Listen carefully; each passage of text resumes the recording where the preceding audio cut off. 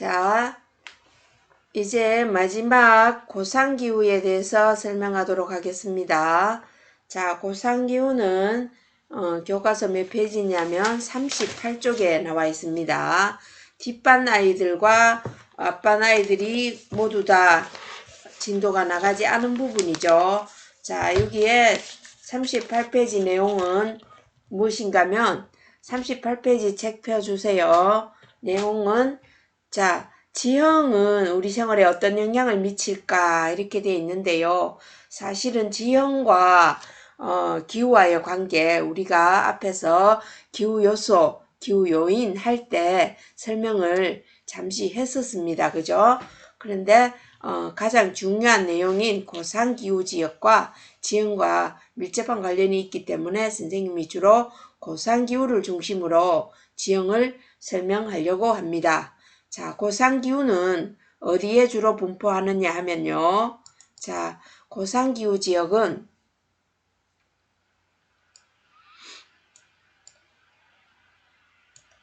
열대기후 지역에 분포합니다. 열대기후 지역의 산지에서 나타나는 기후를 우리가 고산기후라고 합니다. 왜 그러냐 하면요. 이 열대지역에서는 낮은 평야에서는 굉장히 날씨가 무덥고 사람 살기가 불편하잖아요. 선생님이 우리 열대기후 배우면서 자세하게 설명했죠. 저 아마존이라든가 저 아프리카 어디겠나? 이 아프리카의 콩고 분지 같은 이런 곳은 사람 살기가 굉장히 어렵잖아요. 그런데 이런 기후들 중에서 산지에 있는 기후들은 상당히 기후가 사람 살기에 적합한 기후가 나타납니다. 여기에는 사시사철 우리나라 봄 또는 가을 같은 기후가 나타나거든요. 그래서 우리가 특히 이 안데스 산지, 여기가 어디냐면 안데스 산지에 있는 에콰도르라는 나라잖아요. 에콰도르는 적도라는 뜻입니다.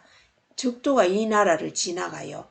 이런 나라들은 사람들이 어디에 살고 있느냐니까 이런 낮은 쪽의 나라, 낮은 곳에 밀림 지역에 사람들이 많이 사는 게 아니라 그 도시들이 거의 대부분 이 산악 지역에 분포하고 있어요. 여기에 사람들이 많이 살거든요. 수도도 당연히 이런 높은 곳에 있고요.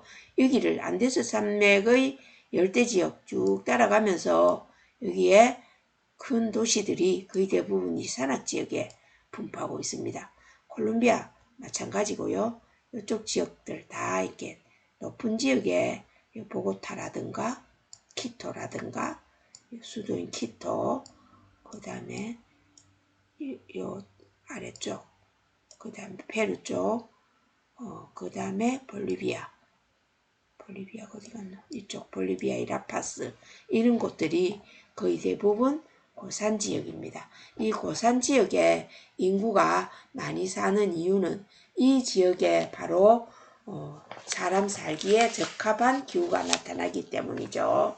자, 이 지역에 나타나는 연중 따뜻한 봄, 가을 같은 그런 기후를 우리가 고산기후라고 합니다. 한마디로 열대기후 지역의 고산, 산지기후 지역에는 사람이 살기가 적당한 거죠. 좋은 거죠.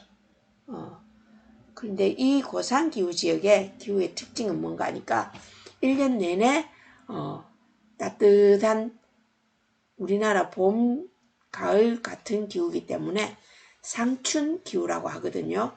당연히 연교차는 많겠습니까? 적겠습니까? 연교차가 작겠죠.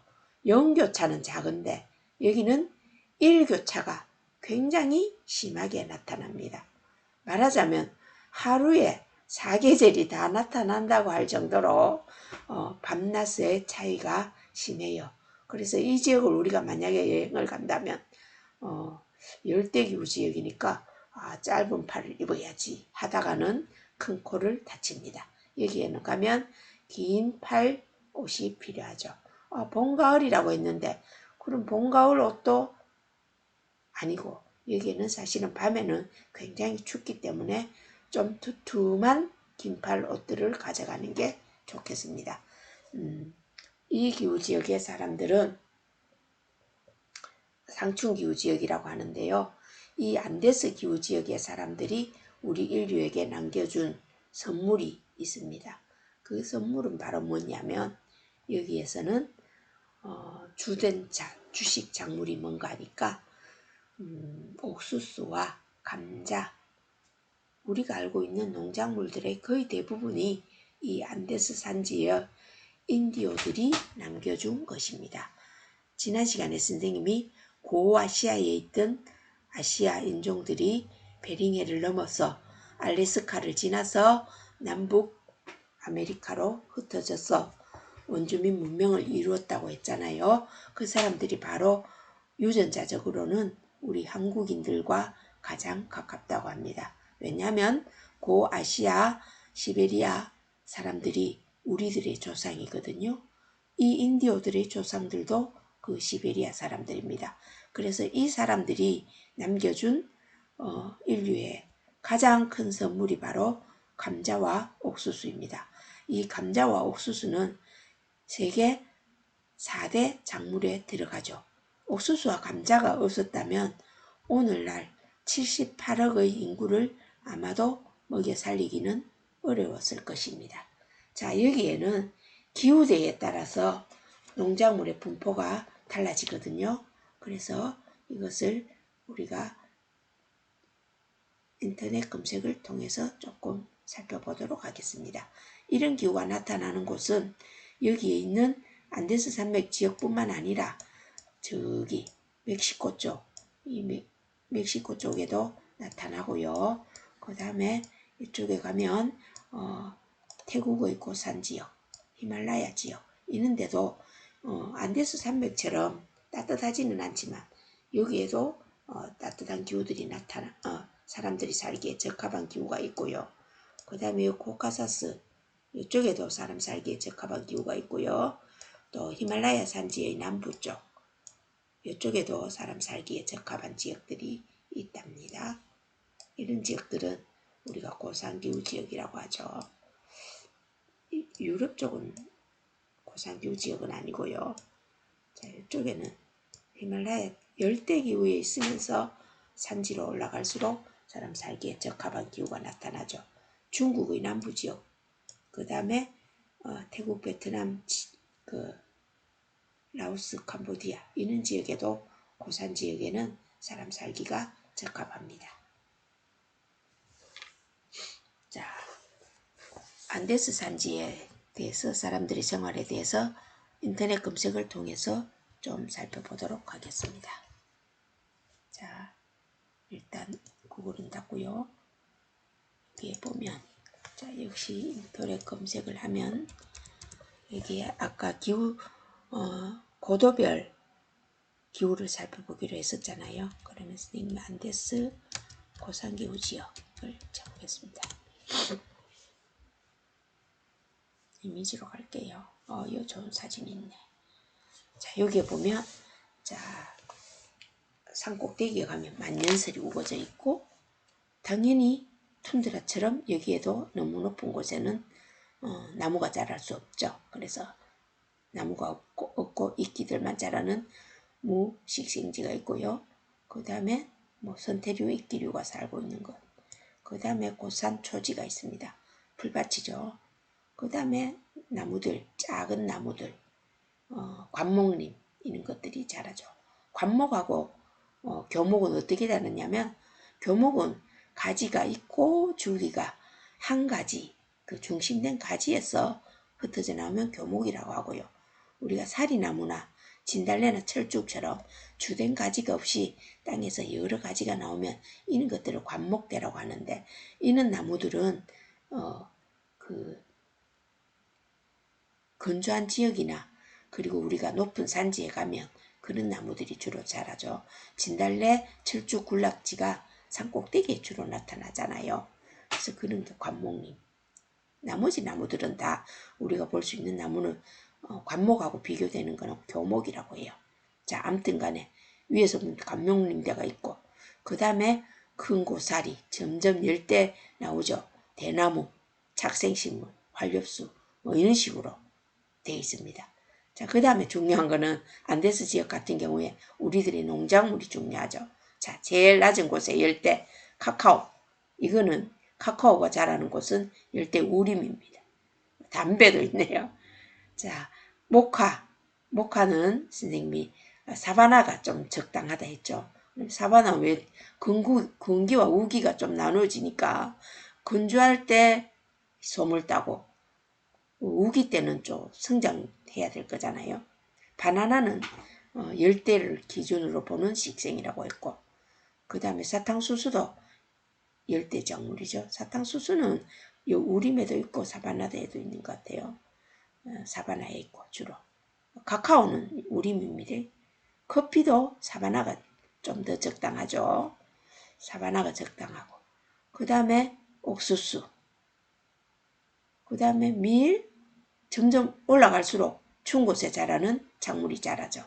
그래서 밀과 감자는 좀 더 추운 곳에 자라고, 옥수수는 전 세계 어디에서든지 다 자랄 수 있는 자유로운 작물입니다. 아프리카에도 자라고 추운 시베리아에도 옥수수가 자라고 감자도 마찬가지고요. 그래서 옥수수야말로 인류의 공통된 식량이죠. 밀은 오늘날 전 세계로 이동되기 때문에 이것도 전 세계인의 식량인데 실제로 밀은 열대지역에서는 자라기 어려워요. 밀은 냉량성 작물이라고 해서 추운 곳에서 잘 자랍니다. 감자 마찬가지고요. 보리도 마찬가지고. 그래서 이런 것들은 거의 대부분 위쪽에, 고산지역의 위쪽에서 자라죠. 이런 기후대별로 다양한 작물들이 자라다 보니까 이 인디오들이 인류에게 남겨준 선물이 바로 옥수수와 감자를 비롯한 농작물입니다. 우리가 먹고 있는 오늘날의 거의 대부분의 농작물, 토마토라든가 그 호박이라든가 당근이라든가 고추라든가 이런 것들이 모조리 다 인디언들이 전해준 것들이에요. 자, 기후대별 농작물과 식생이 달라지는 이유는 뭐 때문이겠습니까? 한마디로 전번에 기후요인에서 배웠듯이 고도가 높아지면 기온은 낮아진다는 그것 때문이죠. 그리고 안데스 산지 같은 경우에는 고산 지역에도 또 평평한 땅들이 있어야 되겠죠. 이 지역 사람들이 입는 옷이 있네요. 이거 있다. 이게 이름이 뭡니까? 이런 옷을 우리가 판초라고 그러죠. 판초 같은 팔은 없지만 목만 있는 옷이죠. 그죠? 이런 걸 망토처럼 생긴 이런 옷이 이 지역의 기후생활에 적합한 옷이 되겠습니다. 왜냐하면 아까 뭐가 크다? 영교차보다 일교차가 굉장히 큰 곳이잖아요. 지구 전체에서 일교차가 제일 큰 곳은 사막이고 그 다음에 고산기후 지역이고, 그렇죠. 영교차가 제일 큰 곳은 어디라고요? 영교차가 제일 큰 곳은 시베리아 지역, 대륙 내부 있는 곳이고, 그 다음에 영교차가 작은 곳은 열대 지역이 작고, 고산기후도 영교차는 별로 차이가 나지 않겠죠. 왜냐하면 항상 봄, 가을 같은 날씨라고 했으니까요. 자, 이 지역의 독특한 동물을 보겠습니다. 이 동물이 바로 야들인데요. 이름이 뭐죠? 야들.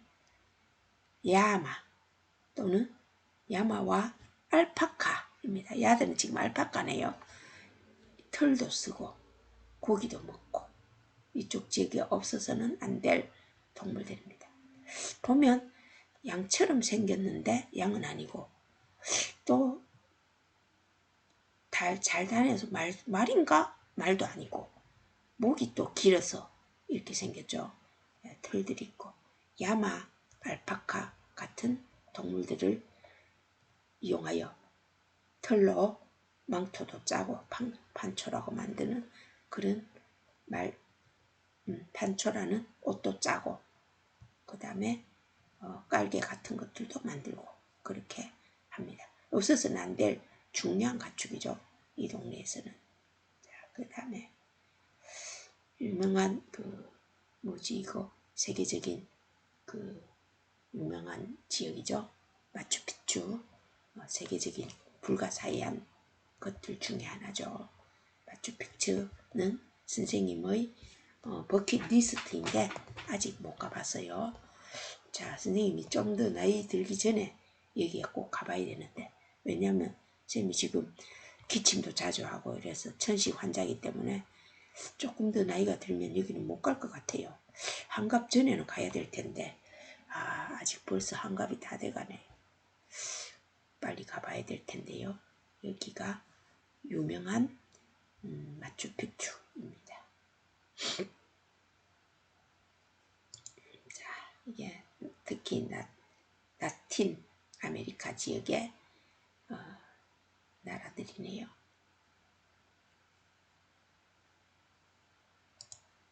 서양은 마카라는 농작물도 있네요. 뭐? 이상한 이름이네요. 그죠? 마카. 자, 그 다음 감자입니다. 그죠? 안데스 지역에 안데스 지역 감자가 있고 감자의 효능이 나오네. 이 감자를 물려준 사람들이에요. 이 사람들이 원주민 고산기후 지역 안데스뿐만 아니라 사실은 고산기후가 아프리카에도 나타나죠. 아프리카의 가장 높은 산이 아니고 자, 이 킬리만자로 산 아프리카 있죠, 그죠? 이런 아프리카의 사바나 지역에 있는 이 산 이런데도 사바나 기후 지역이긴 하지만 이런 지역도 사람 살기에 좋은 기후가 나타나겠죠. 자, 여기도 있고요. 그 다음에 에티오피아 같은 나라도 사실은 이 고산 지역 높은 곳에 위치하고 있죠. 이런데도 사람 살기가 좋은 지역이에요. 에티오피아인데 이런 고산 지역이 거의 고산 지역에 가면 기후가 사람 살기에 괜찮아요. 자, 그 다음에 고산 기후 지역 아까 히말라야 산지에도 있다 그랬다 그죠?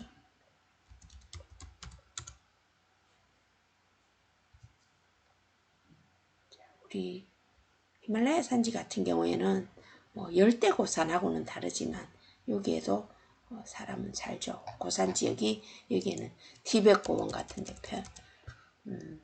평탄한 넓은 땅이 나오기 때문에 티베트 고원 이런데도 여기에는 에브리데이 포 시즌은 아닙니다.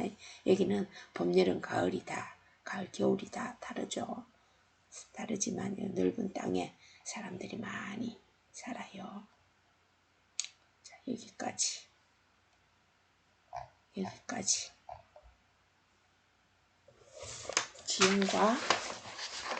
지형과 기후에 대한 마무리를 하도록 하겠습니다. 그